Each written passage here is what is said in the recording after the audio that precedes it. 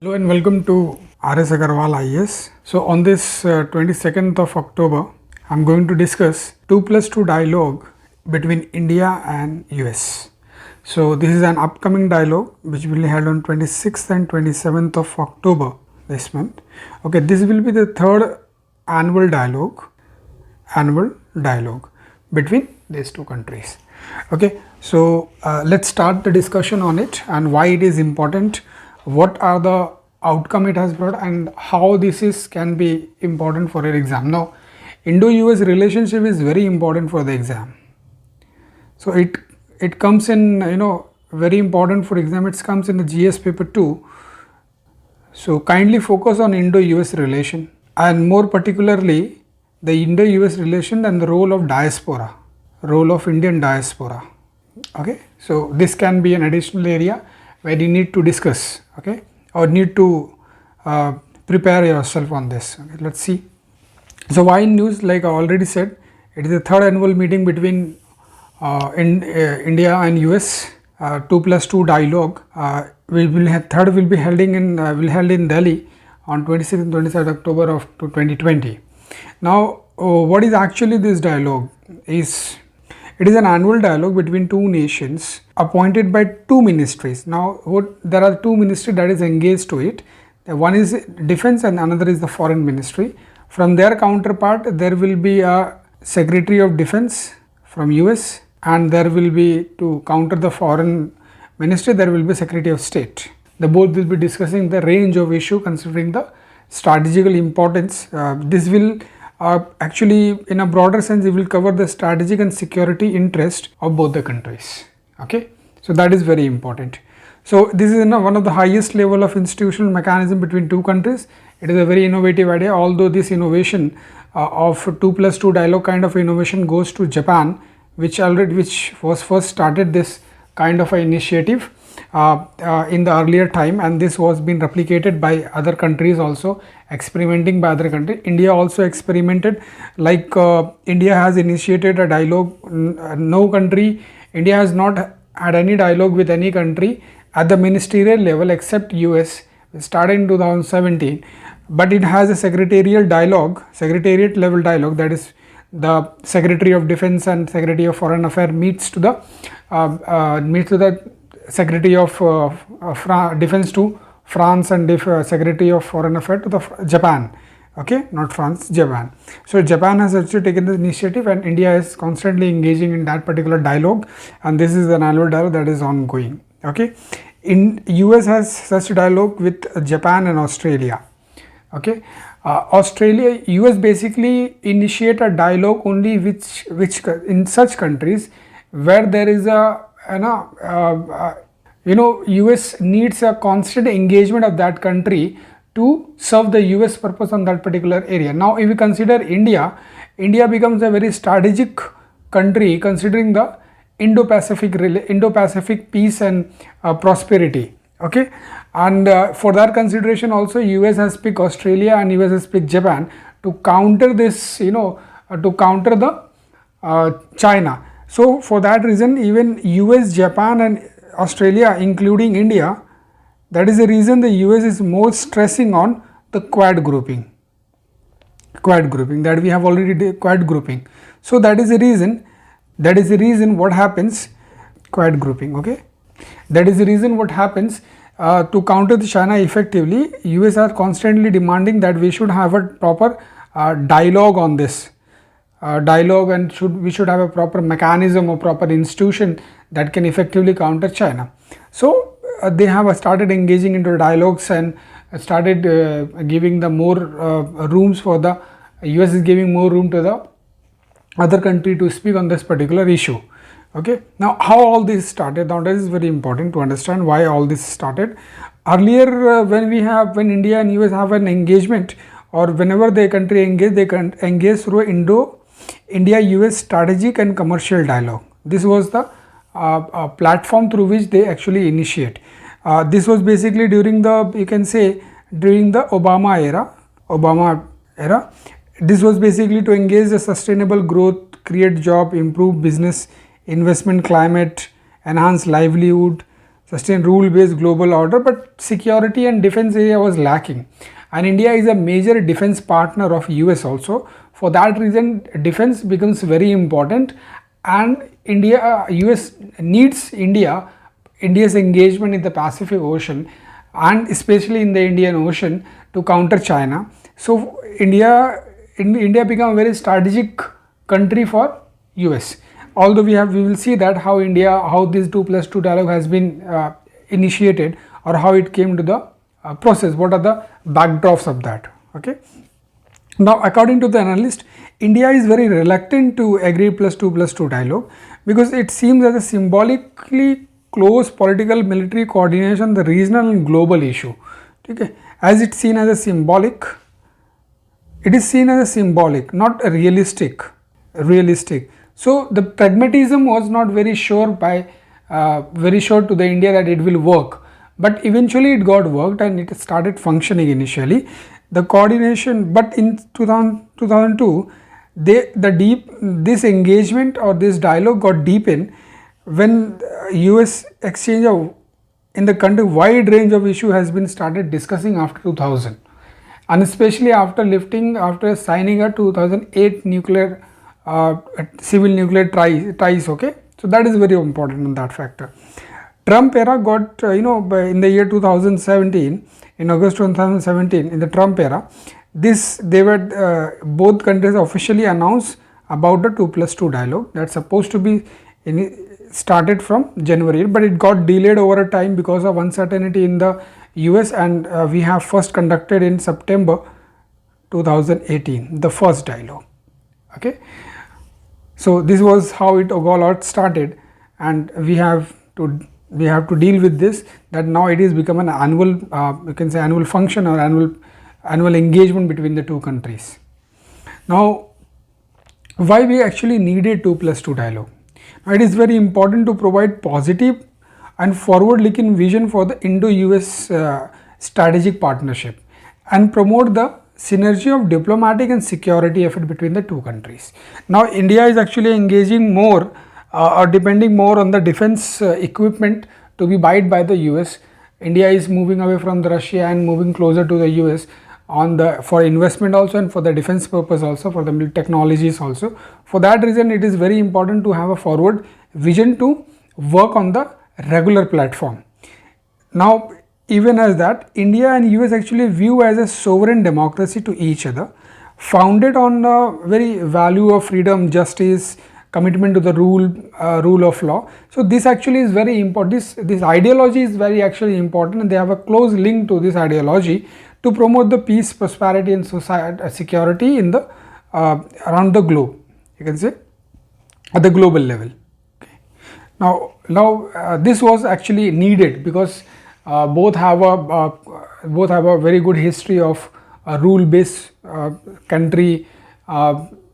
Both actually are democratic, sovereign, not dependent on any other country. So for that reason, it is very important that India, being one of the very strategic, a very important country for Indo-Pacific region, so it is very important for that the India and US take a very optimistic approach for the balance of region.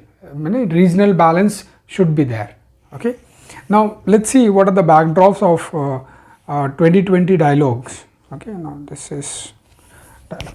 Now first, how it become very important, like we have said that after 2000 when we have tested the nuclear test we have done at Pokhran, then what happened, US has imposed the sanction on us. But after 2000, what we have seen over a time, that we have deepened our engagement, our communication with the US, our area of cooperation has been expanded over a time. So for that reason, there was few major events that happened between these two countries, so that the 2+2 dialogue become very you can say very apparent that can be happen over a time. So first was civil nuclear cooperation agreement was signed in 2008. Okay, first is this declaration. US declared India as a major defense partner in 2016. Now this was another you can say achievement for India, to be recognized by US as a major defense partner. Now also US is supporting India for the nuclear supplier group to be a member of the nuclear supplier. Although from here US is supporting, and from the China side, the Pakistan is being supported to be a member of the NSG. Now, if we get the NSG member, we can explore more. We can get the more nuclear technology for energy sufficiency in the country. The supplier will our increase. Right now, we are getting a supplier from the Australia mainly. Or also US declare India as a net security provider in Indian Ocean. Net security provider means it becomes the biggest security provider. There is no alternative to India which will provide the security in the Indian Ocean region. Okay, because if it is look at the map of India, the western Indian Ocean and the eastern Indian Ocean, this is the actually net security provider. Nobody else is there, and this is actually a major trade route between in the world, one of the busiest route of the trade of the world. Okay, US also announced India's strategic partner in Indo-Pacific. Now, we all know that. Okay, this area belongs to the Pacific area. So here US, so India become very prominent after this Southeast Asian nation. India become very prominent in the cooperation and protecting the Asian centrality or Asian ethos over there. So it did not got dominated by one country or another. Okay, so this is the backdrop that happened in the world. So which has propelled or which held the exercise of 2+2 dialogue very apparent over a time. Okay, now what range of issues are discussed in this dialogue? So basically it is a very simple, it is like a bilateral, trilateral and quadrilateral format will be there. Bilateral issue will be discussed, trilateral issues will be discussed considering Pakistan, China and all that. Quadrilateral, more than 4 countries, four then countries, that is quad grouping, global issues, climate and all that will be discussed in this. Okay, that will be regional, can be regional issue, it can be global issue, it can be anything like terrorism can be discussed, environment can be discussed. Okay, health issue, the present COVID, that is the COVID is going on, they can discuss on. Now let's see the outcome of that previous 2 annual meeting that happened in 2018 and 2019. So if we see that, the first is the defense and the security partnership, what has been achieved so far. Both countries has committed for the regional and global issue, that committed to work together for the regional and global issue. Presently they might be working for the COVID and rise of China in Indo-Pacific, and also they might work on the environment as well. Both established to secure the communication hotline between the 2 ministries of the country. There will be a frequent hotline between, so that they can easily talk.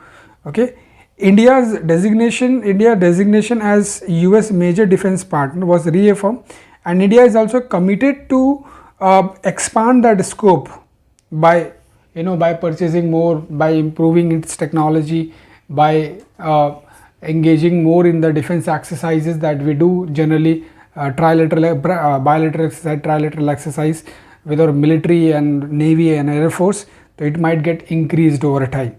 Okay, India got inducted by US for top tier countries for strategic trade authorization. This is actually a license which is free to export, re-export and transfer of, you can say, the technology, the trades and everything. Okay, so India got in the top position, one of the top position in the US list. Okay, so this is also a very good achievement for the Indian bilateral exchange. Now, if you see the bilateral exchange, majorly bilateral exchange, India is a positive side. But the India balance sheet is always in the positive side.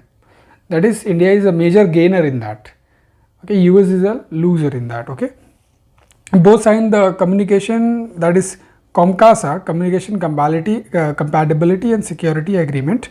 Now this is actually this has been signed so that India is able to get the high secured encrypted communication that has been installed by US around the Indian Ocean, wherever it has a different installment, you can say. So from there India can acquire the intelligence inputs from